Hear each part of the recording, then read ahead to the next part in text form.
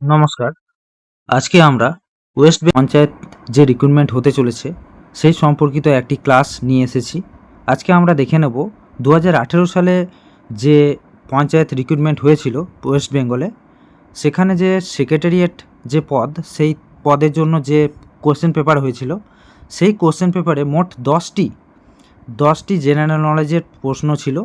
আমরা সেই 10টি প্রশ্ন আমরা এখানে আলোচনা করব এবং তার আশেপাশের যে সমস্ত ব্যাখ্যাগুলো রয়েছে সেগুলোকেও আমরা দেখে নেব। তো ভিডিওটা প্রথম থেকে শেষ পর্যন্ত সবাই ভালো করে দেখো এবং তোমরা এখান থেকে এটা দেখতে পারবে যে কী ধরনের বা কোন লেভেলের প্রশ্ন হয়, ঠিক আছে?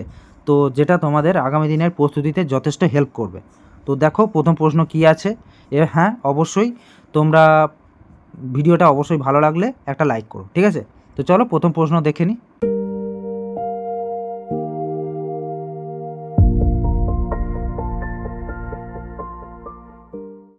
দেখো প্রথম প্রশ্নতে বলেছে যে এটা একটা কারেন্ট অ্যাফেয়ার্সের কোশ্চেন, যে সম্প্রতি কে ন্যাশনাল গ্রিন ট্রাইব্যুনাল এনজিটি এর চেয়ারপারসন হিসেবে নিযুক্ত হয়েছেন।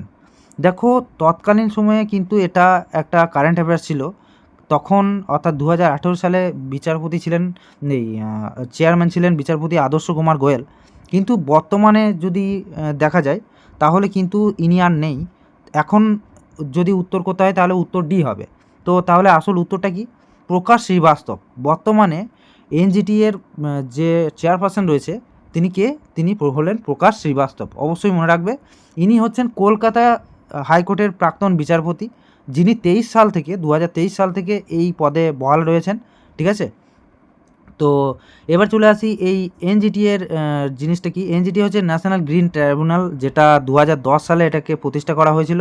এটার কাজ হচ্ছে যে সমস্ত পরিবেশ সংক্রান্ত মামলা, সেই সমস্ত মামলাগুলোকে নিষ্পত্তি করাই হচ্ছে ন্যাশনাল গ্রিন ট্রাইব্যুনালের প্রধান কাজ, ঠিক আছে? তো চলো তাহলে পরবর্তী আমরা কোশ্চেনটা দেখি। পরবর্তী প্রশ্নটা খুবই ইজি তোমাদের কাছে, যে ভারতের প্রথম নোবেল পুরস্কার কে বিজয়ী কে ছিলেন? ভারতের প্রথম নোবেল প্রাইজ কে পেয়েছিল? তো আমরা সবাই জানি যে 1913 সালে রবীন্দ্রনাথ ঠাকুর সাহিত্যে নোবেল প্রাইজ পেয়েছিলেন। এবং শুধুমাত্র ভারতেরই নয়, গোটা এশিয়ার ক্ষেত্রেও সবার প্রথম পেয়েছিল তোমার নোবেল প্রাইজ পেয়েছিল তোমার রবীন্দ্রনাথ ঠাকুর। কিসের জন্য পেয়েছিলেন? গীতাঞ্জলি। এই গীতাঞ্জলি থেকে তিনি ইংরাজি ভাষায় প্রকাশ করেছিলেন এবং তারপরেই এই প্রাইজটা পেয়েছিলেন। তো সেই ইংরাজি অনুবাদের নামটা ছিল সংস অফারিংস, ঠিক আছে? সংস অফারিংস, ঠিক আছে? সিভি রমন পেয়েছিলেন 1930 সালে, অমর্ত্য সেন পেয়েছিলেন 1998 সালে, ঠিক আছে? সিভি রমন কিসের জন্য পেয়েছিলেন? তিনি সায়েন্সে পেয়েছিলেন এবং রামান এফেক্ট আবিষ্কার করার জন্য পেয়েছিলেন 1930 সালে। এবং আরেকটা মনে রেখো যে 28শে ফেব্রুয়ারি, ঠিক আছে? 28শে ফেব্রুয়ারি এই দিনটাকে আমরা কী করি? সায়েন্স ডে হিসেবে পালন করি, কারণ এই দিনই তিনি এটি আবিষ্কার করেছিলেন, ঠিক আছে? আর অমর্ত্য সেন ওয়েলফেয়ার ইকোনমিক্সের জন্য পেয়েছিলেন। ওয়েলফেয়ার ইকোনমিক্সের জন্য পেয়েছিলেন। কিসের জন্য পেয়েছিলেন? ওয়েলফেয়ার ইকোনমিক্সের জন্য নোবেল প্রাইজ পেয়েছিলেন, ঠিক আছে? তো অবশ্যই এগুলোকে মাথায় রেখো। পরবর্তী প্রশ্ন দেখো। পরবর্তী প্রশ্নে বলেছে যে অক্সিজেনের রাসায়নিক সংকেত কী? এটা খুবই ইজি কোশ্চেন। অক্সিজেনের রাসায়নিক সংকেত হলো O2, ঠিক আছে? O2। আচ্ছা, অক্সিজেনের পারমাণবিক সংখ্যা কত? পারমাণবিক সংখ্যা হচ্ছে 8, ঠিক আছে? তো প্রথম কক্ষপথে কটা থাকবে? 2টো ইলেকট্রন থাকবে। দ্বিতীয়টাতে কটা থাকবে? দ্বিতীয়টাতে থাকবে 6টা, এরমভাবে 6টা থাকবে। তাহলে পরে দেখো প্রত্যেকটা যে পরমাণু, তাদের টেন্ডেন্সি থাকে যে লাস্ট যে কক্ষপথটা হয় না, সেই কক্ষপথে 8টা ইলেকট্রন রাখতে। তো এর তো দেখো 6টা রয়েছে, তো ও চাইবে আর একটা ইলেকট্রনকে এর সাথে জুড়ে নিতে, ঠিক আছে? তো ওরা কি করবে? শেয়ার করে নেবে। তুই বলবে তুই আমার দুটোকে নে, আমি তোর দুটোকে নিচ্ছি, ঠিক আছে? তো এইভাবে ওরা একে অপরের সাথে যুক্ত হয়ে থাকে, ঠিক আছে? এটাকে কোভ্যালেন্ট বন্ড বলা হয়ে থাকে। এটাকে কী বলা হয়ে থাকে? কোভ্যালেন্ট বন্ড, সমযোজী বন্ধন, ঠিক আছে? সমযোজী বন্ধন, ঠিক আছে? তো সেই কারণে কখনো তোমরা দেখবে যে অক্সিজেন কখনো সিঙ্গেল থাকে না, মানে একটা পরমাণু থাকে না, এর সাথে দুটো থাকে, ঠিক আছে? তো এই যে এই O2 হচ্ছে অক্সিজেনের সংকেত, ঠিক আছে? আচ্ছা, এখানে দেখো রয়েছে, এই জায়গাটা দেখো, এখানে O3 রয়েছে। O3 কী জিনিস? O3 হচ্ছে ওজোন গ্যাসেরই সংকেতটা হচ্ছে O3। ঠিক আছে। ওজোন গ্যাস কোথায় থাকে? স্ট্র্যাটোস্ফিয়ারে থাকে। ওজোন গ্যাস কোথায় থাকে? স্ট্র্যাটোস্ফিয়ারে থাকে, ঠিক আছে। স্ট্র্যাটোস্ফিয়ারে ওজোন গ্যাস থাকে। এটা কিসের হাত থেকে আমাদের রক্ষা করে? অতিবেগুনি রশ্মির হাত থেকে আমাদের রক্ষা করে, ঠিক আছে। আর ওজোন গ্যাস যাতে কোথায় ওজোন হোল দেখা যায়? ওজোন হোল দেখা যায় তোমার আন্টার্কটিকাতে ওজোন হোল দেখা যায়। আচ্ছা, এই যে ওজোন লেয়ার, এই ওজোন লেয়ার যে পুরুত্ব সেটাকে মাপা হয় কী দ্বারা? ডবসন একক দ্বারা এটাকে মাপা হয়, ঠিক আছে। আর নামটা আচ্ছা হ্যাঁ, এখান থেকে বলে দিই যে এই যে অক্সিজেনকে আবিষ্কার করেছিলেন, অক্সিজেন আবিষ্কার করেছিলেন প্রিস্টলি, ঠিক আছে। এই নামটা মনে রেখো, প্রিস্টলি অক্সিজেন আবিষ্কার করেছিলেন। তারপর দেখো পরবর্তী রেপো রেট। দেখো ভারতের রেপো রেট কে ঘোষণা করেন? ঠিক আছে, ভারতের রেপো রেট কে ঘোষণা করেন? ভালো করে দেখবে, ভারতের রেপো রেট ঘোষণা করেন তোমার কে বলো?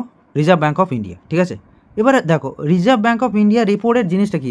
রেপো কথার অর্থ হচ্ছে রিপারচেস এগ্রিমেন্ট, ঠিক আছে। রেপো রেট হচ্ছে রিপারচেস এগ্রিমেন্ট। দেখো জিনিসটা কি হয় সোজা ভাষায় বোঝো। বিভিন্ন যে কমার্শিয়াল ব্যাঙ্কগুলো থাকে, কি ব্যাঙ্ক?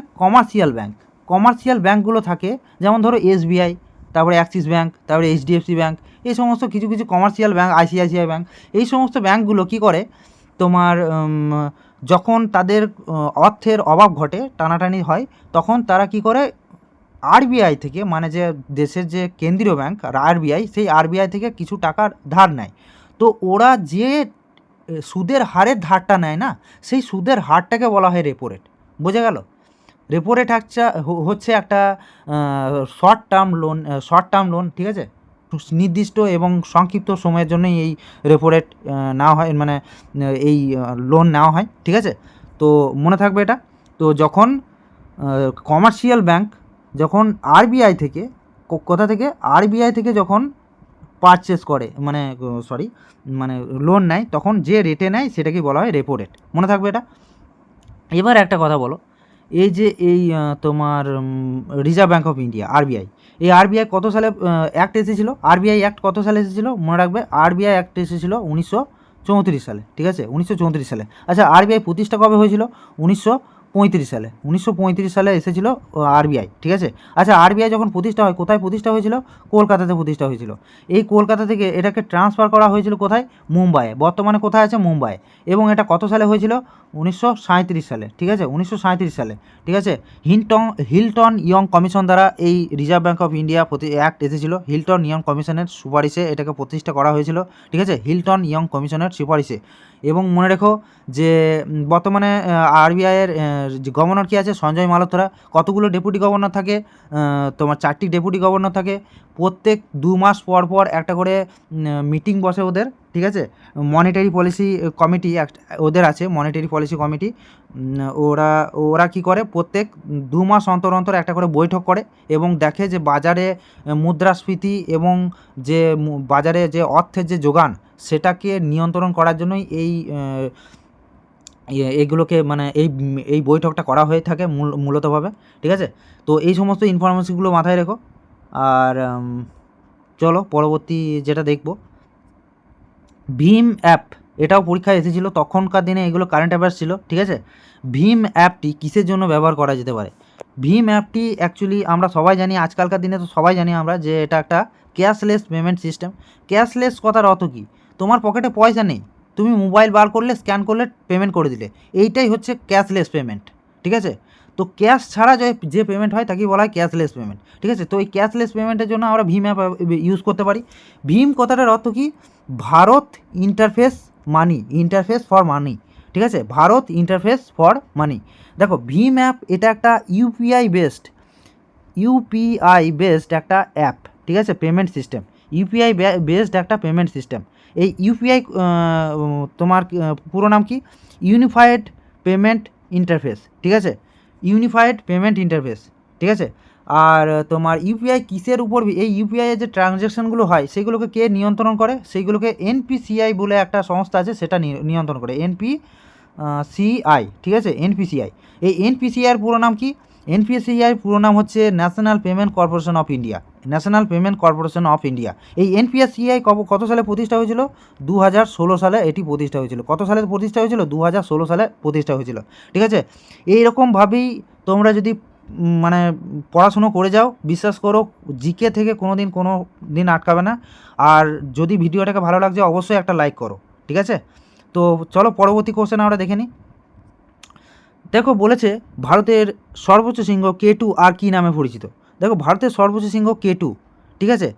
K2 অ্যাকচুয়ালি কারাকোরাম রেঞ্জে অবস্থিত এটা, ঠিক আছে, কারাকোরাম রেঞ্জে অবস্থিত, কিন্তু এটা নাম কিন্তু কারাকোরাম নয়, এটা নাম হচ্ছে গর্ডন অস্টিন। ঠিক আছে, K2কে গর্ডন অস্টিনই বলা হয়ে থাকে। এটা অ্যাকচুয়ালি আমরা একসময় ভারতের সর্বোচ্চ শৃঙ্গ ধরতাম, কিন্তু যেহেতু এটা পাক অকুপাইড কাশ্মীরের মধ্যে অবস্থিত, পিওকের মধ্যে অবস্থিত, তাই এটা যেহেতু ইন্ডিয়ানদের দ্বারা এটা অ্যাক্সেসিবল নয় সব সময়, সেই কারণে আমরা সেফ থাকার জন্য আমরা কাঞ্চনজঙ্ঘাকে আমাদের সর্বোচ্চ শৃঙ্গ মেনে থাকি। ঠিক আছে, মনে রেখো এই K2 হলো বিশ্বের দ্বিতীয় উচ্চতম শৃঙ্গ, যার উচ্চতা হলো 8,611 মিটার। ঠিক আছে, 8,611 মিটার। তোমরা জানো সব থেকে উচ্চতম শৃঙ্গ হচ্ছে মাউন্ট এভারেস্ট, যেটা নেপালে আছে, যার উচ্চতা হচ্ছে 8,848 মিটার। ঠিক আছে, যার নেপালের নাম হচ্ছে, তিব্বতের যার নাম হচ্ছে মাউন্ট এভারেস্টকে কী বলে ডাকা হয়? সাগরমাথা নামে ডাকা হয়। ঠিক আছে, আর তোমার এই যে কাঞ্চনজঙ্ঘা যেটা বললাম, সেটা অবস্থিত তোমার ভারত এবং নেপালের বর্ডারে অ্যাকচুয়ালি অবস্থিত, বেশিরভাগটাই ভারতেই অবস্থিত, তাই আমরা এটাকে ভারতেরই অংশ ধরে নিই। ঠিক আছে, এটা হচ্ছে 8,586 মিটার হচ্ছে কাঞ্চনজঙ্ঘার উচ্চতা, এবং এটা বিশ্বের তৃতীয় সর্বোচ্চ শৃঙ্গ এবং ভারতের সর্বোচ্চ শৃঙ্গ। ঠিক আছে, বিশ্বের দিক থেকে এটা তৃতীয় সর্বোচ্চ শৃঙ্গ এবং ভারতের দিক থেকে এটা সর্বোচ্চ শৃঙ্গ। ঠিক আছে, এবং এটা কোথায় আছে? এটা ওই দার্জিলিংয়ের সাইড করে রয়েছে। ঠিক আছে, তো এটা ভারত এবং নেপালের বর্ডারে অবস্থিত এটা। চলো পরবর্তী প্রশ্ন দেখে নিই আমরা। দেখো SHG এর পুরো নাম কি? SHG এর পুরো নাম হচ্ছে সেলফ হেল্প গ্রুপ। কোথায় রয়েছে? Self help group. ঠিক আছে, সেলফ হেল্প গ্রুপ। দেখো একটা কথা, এই SHG অ্যাকচুয়ালি জিনিসটা ঘটনাটা এসেছিল তোমার 1980 সালে, কিন্তু তখন এটা ফর্মালি এটা চালু হয়নি। এটা ভালোভাবে এটা চালু হয়েছিল 1992 সালে, যখন থেকে নাবার্ডের সাথে এটাকে লিঙ্ক করা হয়েছিল। ঠিক আছে, নাবার্ডের সাথে এটাকে লিঙ্ক করা হয়েছিল, বাট সব থেকে ভালোভাবে এটা চালু হলো যখন আরবিআই, অর্থাৎ আরবিআই যখন এদেরকে পারমিট করলো কত সালে? 1993 সালে। 1993 সালে যখন আরবিআই পারমিট করলো, বললো যে হ্যাঁ ঠিক আছে চলো এই স্বনির্ভর দলগুলোকে আলাদাভাবে ব্যাংকে অ্যাকাউন্ট খোলার একটা পারমিট করলো যখন আরবিআই, তখন এটা আরও ভালোভাবে এটা গুছিয়ে তৈরি করা হলো। ঠিক আছে, তো এটা সম্পর্কে খুব বেশি কিছু জানার নেই, এটা একটা সেন্ট্রাল লেভেলের একটা তো এটা মেন কাজ হচ্ছে তোমার, কিছু বলে দিই এই জিনিসটা কি হয়। স্বনির্ভর দল বা সেলফ হেল্প গ্রুপ হচ্ছে একটা বেশ কয়েকজন, মানে 10 থেকে 20 জন মহিলা, একটা সম আর্থিক মানে ইকুয়াল ফাইন্যান্সিয়াল কন্ডিশনওয়ালা কিছু মহিলা একসাথে একটা গ্রুপ বানায়, এবং তারা নিজেরা কিছু টাকা দেয় এবং সরকারের কাছ থেকে কিছু হেল্প নেয়, নিয়ে একটা নিজেরাই কোনো কুটির শিল্প ওরা তৈরি করলো, এবং সেইটার মাধ্যমে তারা নিজেদের একটা সেলফ এমপ্লয়মেন্টের ব্যবস্থা করলো। সেই জন্যই কিন্তু এই সেলফ হেল্প গ্রুপ তৈরি করা হয়েছিল, এই পারপাসেই। ঠিক আছে, তো এটা মাথায় রেখো একটু, এটা মাথায় রেখো। পরবর্তী কোশ্চেন দেখো, সম্প্রতি কোন ফলটিকে ত্রিপুরা রাজ্য ফল হিসেবে ঘোষণা করা হয়েছে? দেখো এটা তৎকালীন কারেন্ট অ্যাফেয়ার্স, মানে সেই সময় যখন পরীক্ষাটা হয়েছিল তার কারেন্ট অ্যাফেয়ার্স ছিল। তো এটার উত্তর দেখো কুইন আনারস। বাট মনে করো না যে হ্যাঁ এই ধরনের পরীক্ষায় কোশ্চেনগুলো আসবে, মানে প্রতিটা রাজ্যের আসবে, ফল ফুল জাতীয় ফল জাতীয় ফুল ইত্যাদি আসবে, এসব কিছু নয়, এরকম কোনো ব্যাপার নয়। মনে রেখো যে কারেন্ট অ্যাফেয়ার্সটা তোমাদের একটু ভালো করে দেখতে হবে, এখান থেকে এটাই বোঝা যাচ্ছে কারেন্ট অ্যাফেয়ার্স পড়তে হবে, কারণ এটা 2018 সালেই এটাকে ঘোষণা করা হয়েছিল, অর্থাৎ যে বছর পরীক্ষাটা হয়েছিল সেই বছরই এটাকে ঘোষণা করা হয়েছিল। ঠিক আছে, তারপরে দেখো জাতীয় গীত বন্দে মাতরম কে রচনা করে? তো জাতীয় গীত বন্দে মাতরম রচনা করেছিল আমরা সবাই জানি বঙ্কিমচন্দ্র চট্টোপাধ্যায় এটাকেই রচনা করেছিল। এটা নিয়ে বর্তমানে বেশ নিউজে আছে এই জিনিসটা। তো মনে রেখো বঙ্কিমচন্দ্র চট্টোপাধ্যায় একটা আনন্দমঠ বলে একটি উপন্যাস লিখেছিল, যেখানে তিনি এই বন্দে মাতরম গানটিকে লিখেছিলেন, এবং এটা কত সালে প্রকাশিত হয়েছিল? 1892 খ্রিস্টাব্দে, ঠিক আছে? 1892 খ্রিস্টাব্দে এটি করেছিল, বিরাশি, ঠিক আছে? 1882 খ্রিস্টাব্দে এটিকে তোমার প্রকাশ করেছিল। এবং আর একটা কথা মনে রেখো যে এই বঙ্কিমচন্দ্র চট্টোপাধ্যায় তো এটা লিখেছে ঠিকই, এবং এটাকে ন্যাশনাল কংগ্রেসে কবে গাওয়া হয়েছিল? 1896 খ্রিস্টাব্দে। 1896 খ্রিস্টাব্দে এটাকে ইন্ডিয়ান ন্যাশনাল কংগ্রেসে এটাকে গাওয়া হয়েছিল প্রথমবারের জন্য, ঠিক আছে? এবং 1911 সালে জাতীয় সঙ্গীত অর্থাৎ জনগণ যে প্রার্থনা সঙ্গীত, সেটাকে গাওয়া হয়েছিল 1911 সালে। আর যদি বলা হয় বন্দে মাতরমকে কখন গাওয়া হয়েছিল? বন্দে মাতরমকে গাওয়া হয়েছিল 1896 সালে। তাহলে 1896 বন্দে মাতরম, আর 1911 হচ্ছে জাতীয় সঙ্গীত অর্থাৎ প্রার্থনা সঙ্গীত আমাদের জনগণ, এটা গাওয়া হয়েছিল, ঠিক আছে? তুলসীদাস তো এটা একটা তোমার লিখেছিল, রামচরিত মানস লিখেছিল। রামচরিত বললে সন্ধ্যাকর নন্দী, কিন্তু শুধু রামচরিত মানস বললে তোমার তুলসীদাস হবে অ্যান্সারটা। আর রবীন্দ্রনাথ ঠাকুরের হচ্ছে প্রার্থনা সঙ্গীত, আমরা জানি এটা 52 সেকেন্ডের মধ্যে গাইতে হয়। আর লালা লাজপত রায় একজন চরমপন্থী নেতা ছিলেন, লালবাল পাল এবং অরবিন্দ ঘোষ, এই চারজন ছিলেন চরমপন্থী নেতা, ঠিক আছে?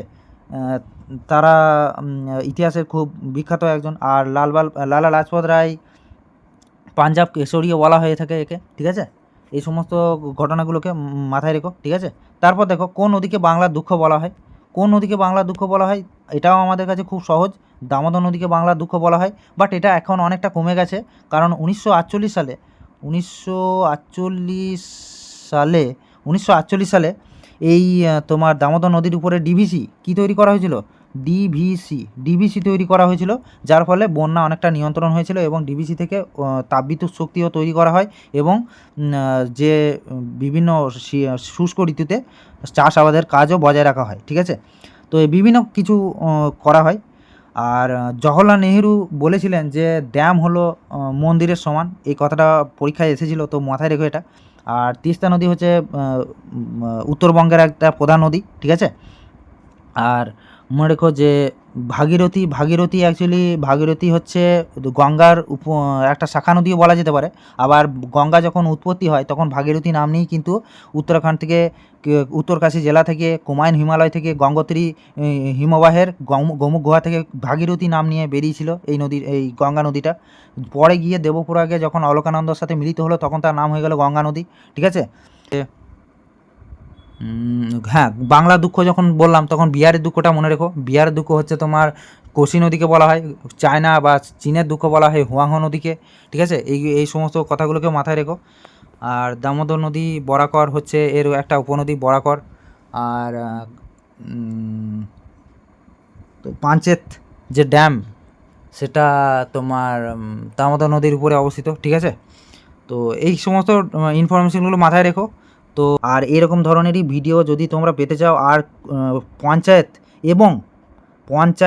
এবং ডাব্লিউবিপির জন্য জিকে যদি খুব ভালোভাবে পড়াশুনো করতে হয়, তাহলে এই চ্যানেলটিকে অবশ্যই সাবস্ক্রাইব করো, এবং এই ভিডিওটাকে লাইক করো, শেয়ার করো বন্ধুদের মাঝে, ঠিক আছে? দেখা হচ্ছে পরের ভিডিওতে।